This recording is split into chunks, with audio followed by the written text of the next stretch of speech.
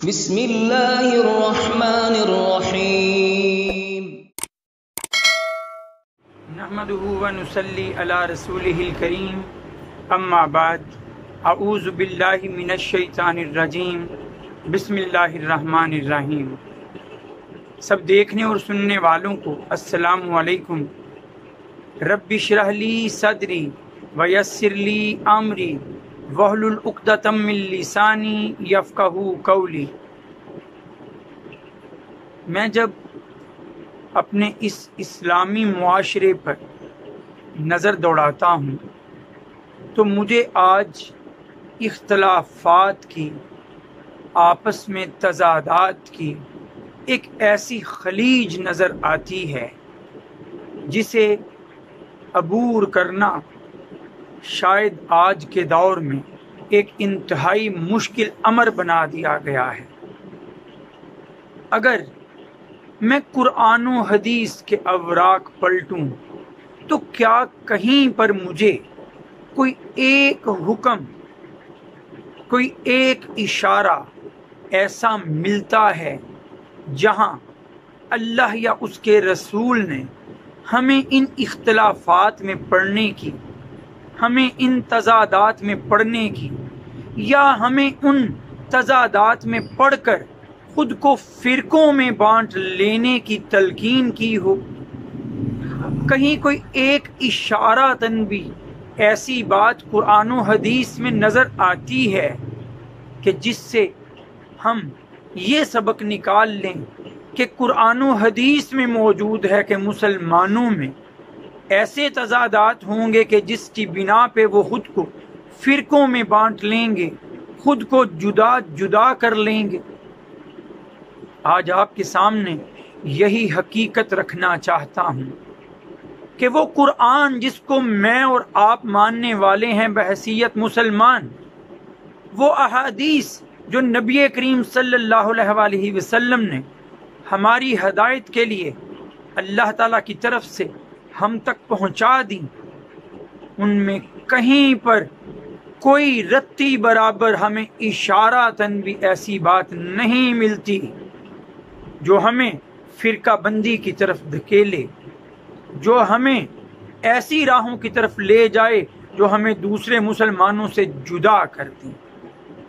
اللہ کا پیغام کیا ہے، اس کے نبی کا فرمان کیا ہے، آج آپ کے سامنے یہی رکھنا چاہتا ہوں۔ سنیے اللہ تعالیٰ قرآن مجید میں کیا فرماتے ہیں۔ سورہ آل عمران آیت نمبر 103 اللہ تعالیٰ فرماتے ہیں وَاعْتَصِمُوا بِحَبْلِ اللَّهِ جَمِيعًا وَلَا تَفَرَّقُوا۔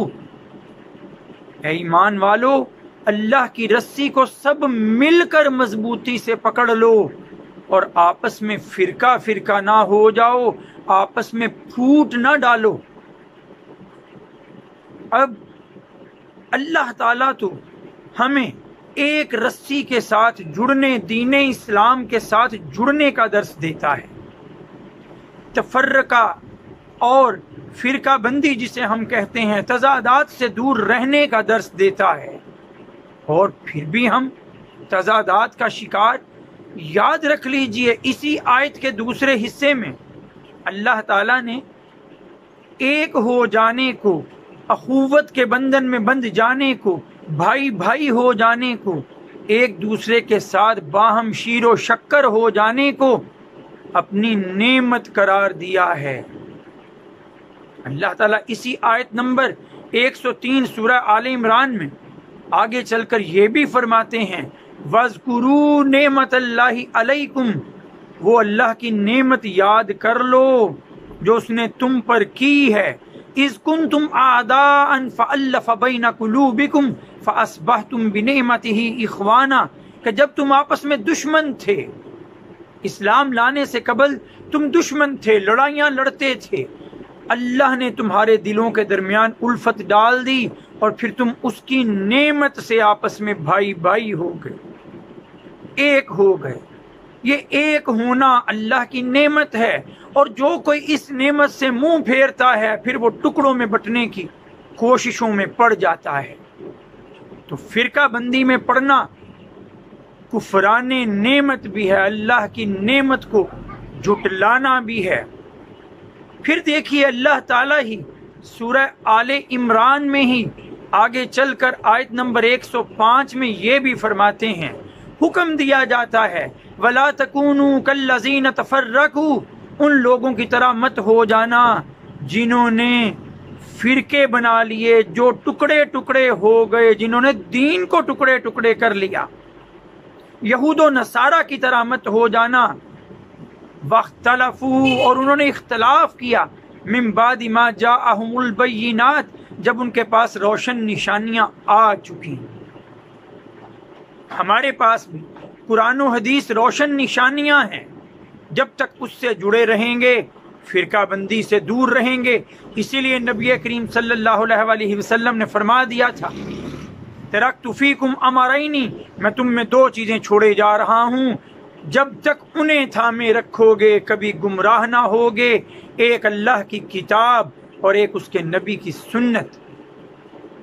لیکن کیا کہوں، ہم نے اپنی خواہشات کے پیچھے بھاگ کر، کم علم لوگوں کی باتوں کے پیچھے بھاگ کر خود کو بھی رسوا کیا اور ایسے ایسے فرقے گھڑ لیے جن کا وجود اسلام میں دور دور تک نہیں۔ سورہ انعام آیت نمبر 159 سنیے گا، اللہ تعالیٰ فرماتے ہیں ان الذین فرقوا دینہم، جو لوگ اپنے دین کو ٹکڑے ٹکڑے کر لیتے ہیں، فرقوں میں بٹ جاتے ہیں، وَكَانُوا شِيَعًا، اور گروہوں میں تقسیم ہو جاتے ہیں، لَسْتَ مِنْهُمْ فِي شَيْءٍ، اے نبی آپ کا اب ان کے ساتھ کوئی تعلق نہیں، کوئی ذمہ نہیں ہے آپ کے اوپر ان لوگوں کا، انما امرهم الی اللہ، اب ان کا معاملہ اللہ کے سپرد، اللہ ہی فیصلہ فرمائے گا آخرت میں ان کے معاملے کا۔ اور اگر فرقوں میں ہم بٹتے ہیں، کٹتے ہیں، تو اس کا ذکر ہمیں آگے چل کر سورہ انبیاء کی آیت نمبر 92-93 میں بھی ملتا ہے۔ اللہ تعالیٰ فرماتے ہیں اِنَّا هَٰذِهِ أُمَّتُكُمْ أُمَّةً وَاحِدَةً، یہ تمہاری امت مسلمہ ایک ہی واحد امت تھی، وَأَنَا رَبُّكُمْ، اور میں ہوں تمہارا رب، فَاعْبُدُونِ، میری عبادت کرو۔ لیکن کیا ہوا، مسلمانوں کے اندر جو لوگ تھے ذاتی خواہشات کے بہکاوے میں آ کے، کم علم لوگوں کی باتوں میں آ کر کیا کر بیٹھے، وَتَقَطَّعُوا أَمْرَهُمْ، انہوں نے آپس کے معاملات کو آپس میں توڑ ڈالا، کاٹ ڈالا، فرقوں میں بانٹ لیا، بینہم، آپس میں۔ اور لیکن یاد رکھ لیں کل الینا راجعون، ہر کسی نے اللہ ہی کی طرف لوٹ کر جانا ہے، اللہ فیصلہ فرمائے گا۔ ہمارے ہاں جو سب سے بڑی دلیل دی جاتی ہے فرقہ بندی کی، وہ ہے جامع ترمذی اور سنن ابو داؤد میں آئی ہوئی احادیث، 4589 نمبر حدیث ابو داؤد میں، اور جامع ترمذی میں 171 نمبر حدیث میں ذکر ہے کہ نبی کریم صلی اللہ علیہ وآلہ وسلم نے فرمایا بنی اسرائیل کے 70 سے 1 یا 2 زائد فرقے تھے، 71 یا 72 فرقے تھے۔ آپ نے فرمایا میری امت کے 72 یا 73 فرقے ہوں گے، ان سے بھی ایک زائد فرقہ۔ اتنا تو سنایا جاتا ہے ہمیں، لیکن آگے کی بات بھی تو سنائیں۔ اسی روایت میں، اسی حدیث میں موجود کہ نبی کریم صلی اللہ علیہ وآلہ وسلم نے فرمایا کہ ہوں گے 72-73 فرقے، لیکن ان میں سے جنت کا مستحق صرف ایک ہی گروہ، ایک ہی جماعت ہوگی۔ پوچھا گیا کون سی؟